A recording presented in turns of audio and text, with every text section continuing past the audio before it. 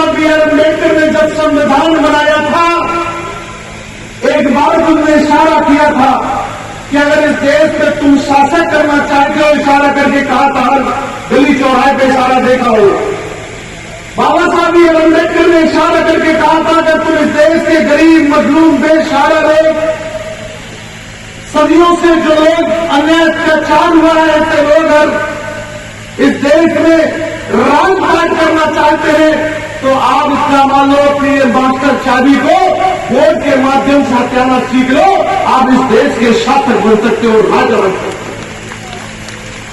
ये बात का इशारा था, तो आज वो इशारा, क्योंकि ये चाबी किसी और के पास नहीं है, ये चाबी किसी और देने वाला विदेश से नहीं आएगा, ये चाबी देने वाला कोई आपके घर चलकर नहीं आएगा। ये चाबी हथियार आपके पास है, आपको अपने दिमाग से सही इस्तेमाल करना है और बड़े बड़े लोगों के ताले खोलना है, तभी आपकी बात बनने वाली है। आज किसान अगर रो रहा है, अगर आज किसान सड़कों पर सो रहा है, अगर आज किसान सर्दी और गर्मी में रोडों पर बैठने के लिए मजबूर हो रहा है, अगर सरकार, ये निकम्मी सरकार नहीं होती, ये भाजपा सरकार नहीं होती और किसानों की अगर सरकार होती तो शायद आपको रोड पर रहने के लिए मजबूर नहीं होते, ना ही रोड पर कोई कहने वाला, ना ही कोई आपको ये आना माने देता। इसलिए आपको अपनी सरकार बनाना पड़ेगी। मैं आह्वान देता हूं किसानों को और मैं आह्वान देता हूं नौजवानों को। जब किसान का अधिकार छीनने का काम भारतीय जनता पार्टी कर रही है और नौजवान का अधिकार छीनने का काम भारतीय जनता पार्टी कर रही है, क्योंकि किसान भी इस तरह समाज में पैदा होता है और नौजवान भी, क्यों भाई बताओ आप लोग, नौजवान भी इस तरह समाज में पैदा होता है। और जब नौजवान और किसान सरकार बना सकता है तो नौजवान और किसान सरकार को बिगाड़ भी सकता है, हटा भी सकता है। तो आप तैयार हो हटाने के लिए? हाथ उठा के विश्वास दिलाओ।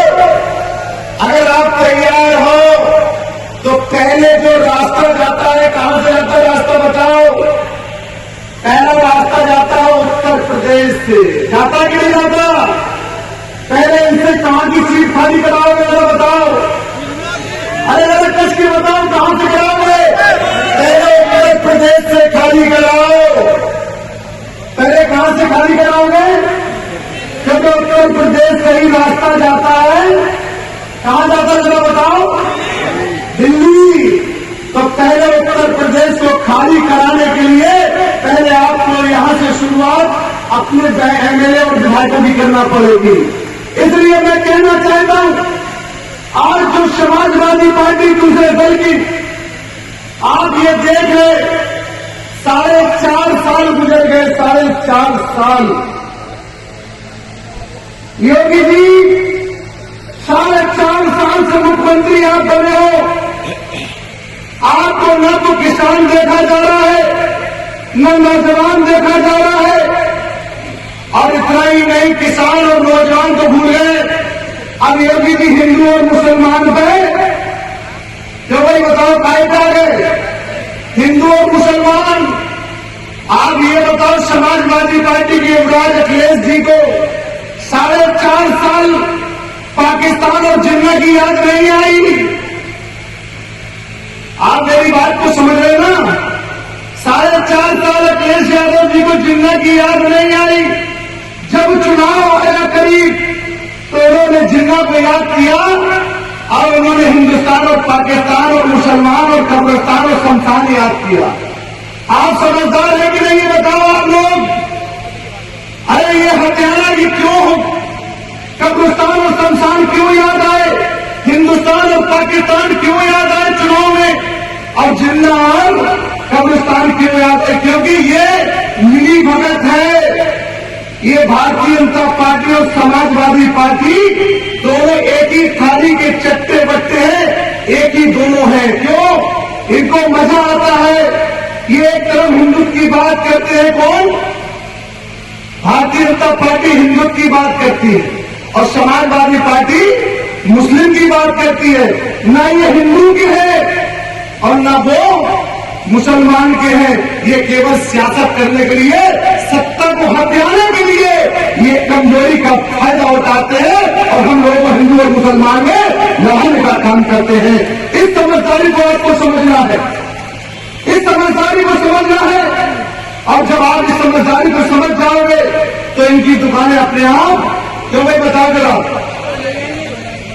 कितने लोग इनकी दोनों हिंदू और मुसलमान की दुकानें क्यों, कितने लोग बंद कराना चाहते हैं, हाँ बताओ जरा। अगर उनकी दुकान बंद कराना चाहते हो तो आपस में क्या बनाओगे? भाईचारा। इस देश के अंदर हिंदुस्तान भारत को सोने की चिड़िया कहा गया। यहां हिंदू मुस्लिम सिख ईसाई बौद्ध पारसी हर धर्म और मजहब के लोग रहते हैं। जब सारे धर्म और मजहब के लोग, हर जाति के लोग रहते हैं तो सब एक दूसरे के गांव में एक दूसरे के महापुरुषों को, अपने बुजुर्गों का सम्मान भी करते हैं। ये आज गांव में अगर सम्मान छीने काम किया है तो समाजवादी पार्टी ने काम किया।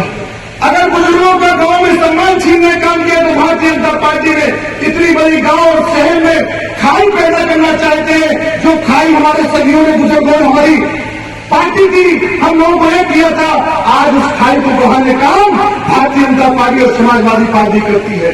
तो मैं आपसे पूछना चाहता हूं, आप हिंदू और मुसलमान नहीं, आप सबसे पहले इंसान हैं।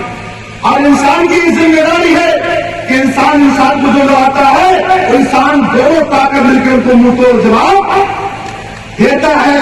इसलिए ये हिंदू और मुसलमान, भारतीय जनता पार्टी करेगी हिंदुत्व की बात और समाजवादी पार्टी करेगी मुस्लिम की बात, लेकिन एक राष्ट्रीय दल है, एक नेता है बहन कुमारी मायावती जी, बहुजन समाज पार्टी की राष्ट्रीय अध्यक्ष, जो किसी हिंदू मुसलमान की बात नहीं कहती है।